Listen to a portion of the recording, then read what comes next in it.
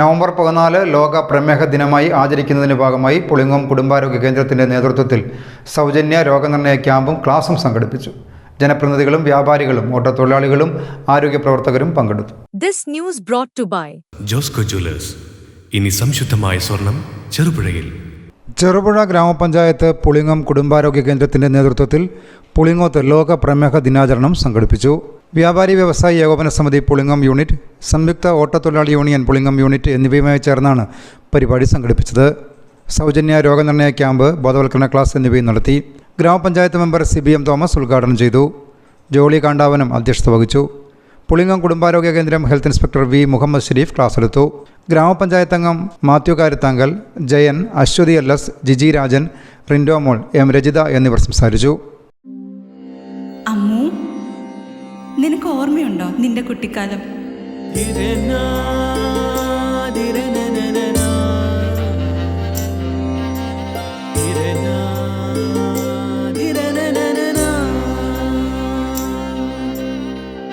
നിന്റെ കളിയും ചിരിയും കുസൃതിയും, പിന്നെ നിന്റെ ആ കുട്ടിച്ചോദ്യവും.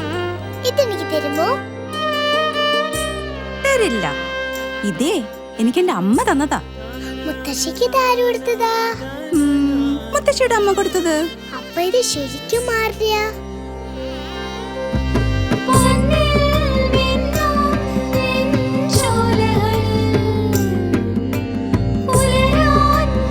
ഇതെനിക്ക് തരുവോ?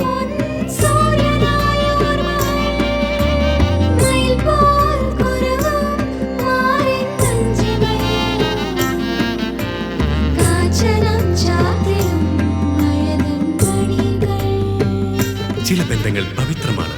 കണ്ണും നിറയും മനസ്സും നിറയും. സ്വന്തം ജോസ്കോ ജ്വല്ലേഴ്സ്. ഇനി സംശുദ്ധമായ സ്വർണം ചെറുപുഴയിൽ.